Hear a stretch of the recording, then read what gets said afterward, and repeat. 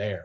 But I think what school and society and jobs teach us is you're here for 8 to 10 hours. You're supposed to be on all day. You're supposed to be doing this, this, and this, have all these tasks. And once you check these tasks off, you're good to go. And you can just go do what you need to do. But in reality, it's not like that. Like, I feel like I'm always on, like not always on in a good way, but trying to be on. I'm like, I need to turn this off. Busy on. Busy, yes. Busy, yeah, exactly. But rather shifting the perspective. Somebody else said it, like being more productive. Think about, is this productive or is this busy? Like, how can I be productive with my time? So it's been a challenge, but this time has allowed me to just kind of focus more on what I need to do to be successful. My passions, what I really care about, like the values in my life of love and my family and spending time with them, seeing my nephew, and really trying to embrace those moments when you are with people. It's really hard to do. We're always checked out, but if you can lock it in as much as possible, it's amazing what happens in your life. It is really hard to gear down when you're used to being in top gear, and it seems that the perception is that you're being unproductive when in reality you're actually balancing quantity against quality, and I think that's an important distinction to draw. And quality can look like a lot of different things. I know for myself, I come home and I got 2 young kids and a smoking hot wife that all want my attention. And love you, babe. She's not listening, but she might someday. But they, and if I come home and in my head is all the stuff that was left unfinished from work, I'm not honoring them. If there's something that needs doing, it needs to be done so that I can walk away from it. And if it doesn't need doing right then, I just need to mentally leave it behind and pick it up the next day. People struggling with anxiety who can't fall asleep, they got a million things going on in their heads. I tell them just to write everything down, everything that's in your head, write it down on a piece of paper, set it aside, and look at that, on the nightstand or whatever, and see what you can do right then that might alleviate some of those racing thoughts. If the laundry absolutely critically needs to be done because you're going on a trip the next day, get up out of bed and go do the laundry at 11 o'clock at night. That's fine. But if it doesn't need to be done, or like there's bank deposits that need to be done, well, the bank's not open at 11 o'clock. So just set that on the nightstand and it'll be there for you in the morning. And I think that we can do that with our workplace too, where we just go, this will all be there tomorrow. I don't know how many times that I'm going a mile a minute and I'm answering all these emails and, responding to all these text messages, only to find out that the person on the other end takes 2.5 days to get back to me. Well, it wasn't that critical to them. Why was it so critical to me?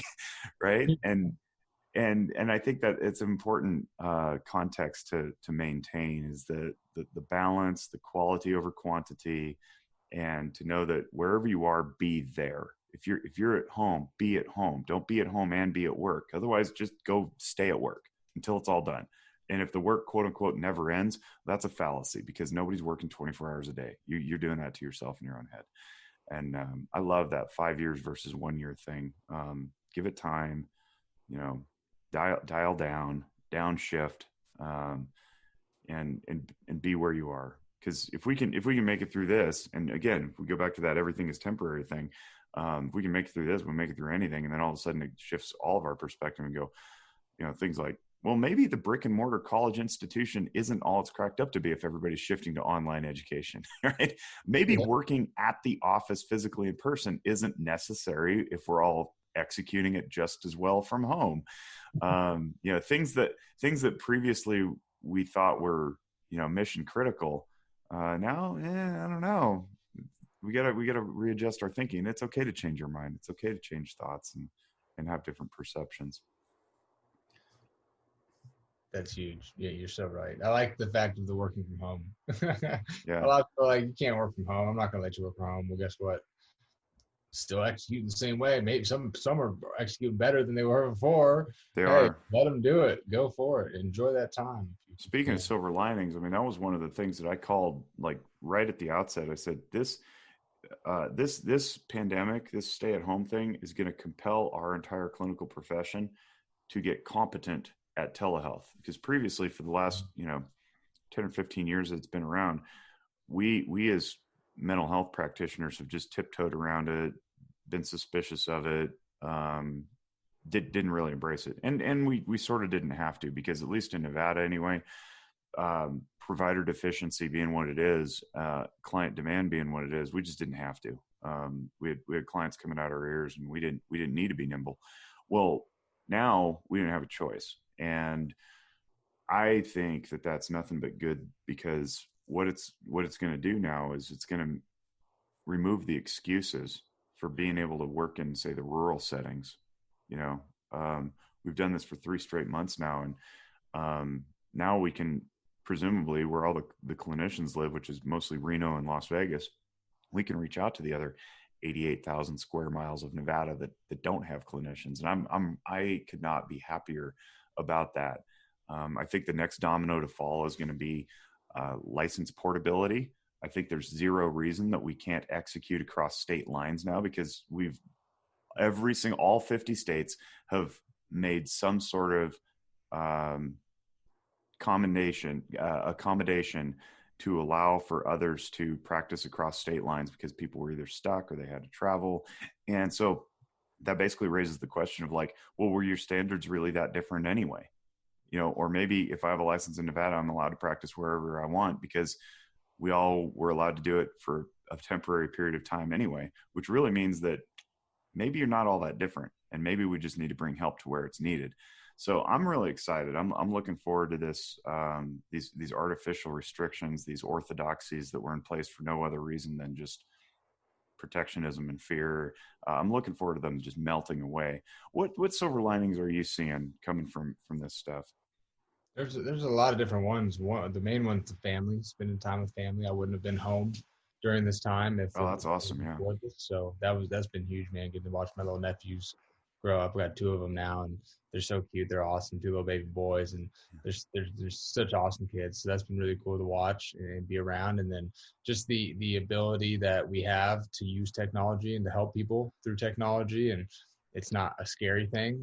Some might have been scared off by it for a while, or said it's not as effective. Well, I think it's very effective, and you can get a lot out of it if you use it the right way. So that's been a big one too. And then in reality, just like overall personal health and understanding, like having more self-awareness of, okay, we're all kind of sheltered in place. We're all doing this. Like, who's the real leaders?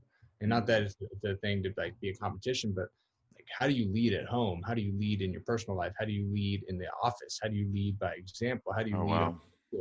So that's been something that like popped into my mind, is like the leadership aspect. And you can really go 2 ways. You can use this time and be optimistic with it and say it's teaching me a lot of different things and tools, get me outside more. A lot of people are getting outside. That's huge.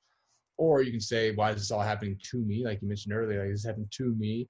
It's not temporary. It's going to be forever. And like, life sucks. And I'm just going to keep draining myself in the same hole that I sleep in. Like, it doesn't help anybody at all. So that leadership aspect has been a big silver lining too. And just helping people, man. It's been beautiful to see people outside, especially in my neighborhood. Like, it's 110 degrees out sometimes. People are outside still. I love it. It's like, let's go. We're getting some exercise. We're walking around, embracing nature, what we have here that God gave us. That's awesome. That's awesome. Yeah, you're in Arizona. For people who don't know, you're like, where is he? That's 110 Yeah. degrees. Sorry, guys. Don't visit. Not this summer. No, crack an egg on the sidewalk and cook it. Yeah, exactly. How many people do you have work for Major League University now? We've got staff. Yeah, full time. Yeah, majority is me, and then we've got 2 others that are kind of involved. We're starting to get going, and then one other one who's like an intern / he's kind of waiting to see what happens with this draft deal. So he's going through some signings. So we said, hey, dude, you get that, do that first. Whatever you have, you got some opportunity here. So we have a lot of like kind of part-time on the side type of deals, but not a lot full-time. So we're starting to grow into that, hopefully more of just, hey, build out that team, sculpt it the way that we want. And hopefully have an exciting news break in a couple months if things go how I want them selfishly to go with my buddy coming back, but we'll see. I can't say it out loud, but it's a good thing. It's a really good thing for MOU, for just the community. You're so full of positivity. I love it. I saw a thing that I don't know if I shared it with you. The Kansas City Royals GM had announced that the club had, or maybe it was the president, I guess, had announced that the club had decided they were going to continue to pay their minor league ball players, which is really cool because the Oakland A's did not. And I understand, you know, market dynamics being what they are and whatnot. But his quote that went along with it, he said, it's important to encourage this because if we want to grow the game, and I'm paraphrasing here, but if we want to grow the game of baseball, it's often the ones who never make it to the major leagues, who have minor league careers, they get their cup of coffee, and they go because they love the game so much and they're willing to endure basically the crappy part of professional baseball, the bus rides and the multiple trips to, you know, podunk cities. They're the ones who will return to their communities and continue teaching the game to the youth and the next generations.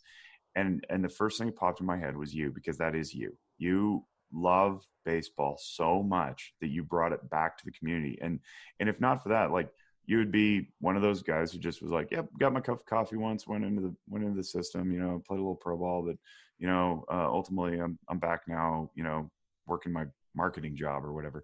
And you didn't. And I thought that was so profound that somebody basically at the C-suite level of a major league organization recognized that the whole entire sport is grown by those we'll never hear of, you know, that we just don't know their names. They're not on ESPN.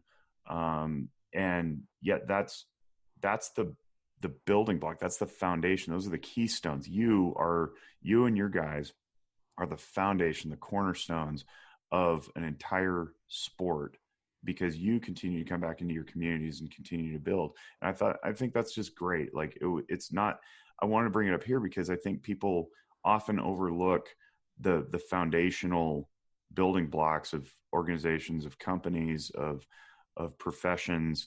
And I want to give you kudos publicly here, you know, in this, but I also wanted to make sure that people know their value and their worth. If sometimes, you know, they're like, oh man, I only work the front desk. It's like, no, if we didn't have you, we all fall apart, you know? And I think that's really, really critical.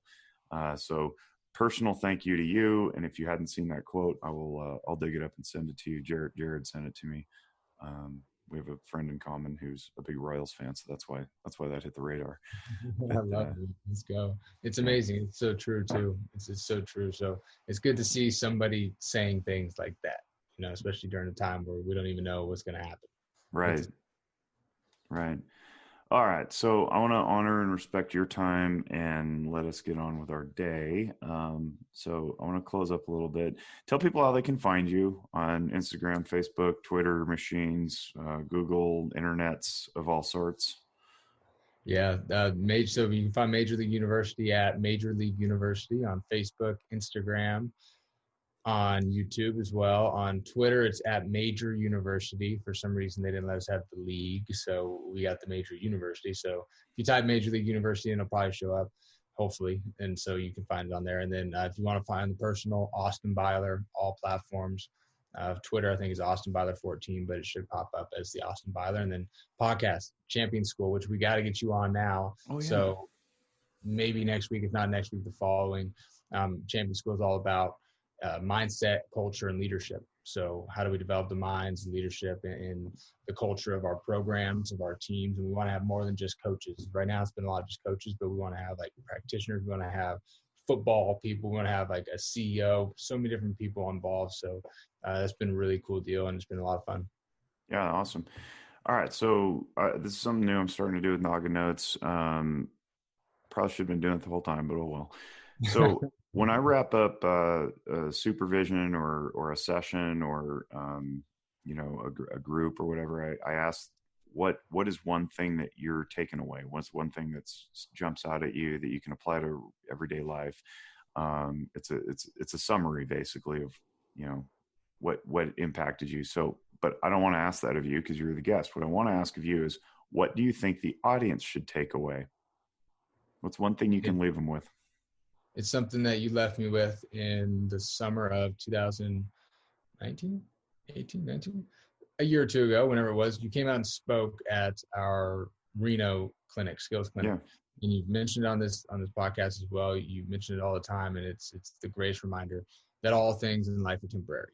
It stuck with me forever because I get so caught up in so many little things that are not anything to be worried about. But if you think about it, when all things are temporary, you can now ask yourself those really good questions to move through things. So that's something that I think is like a takeaway,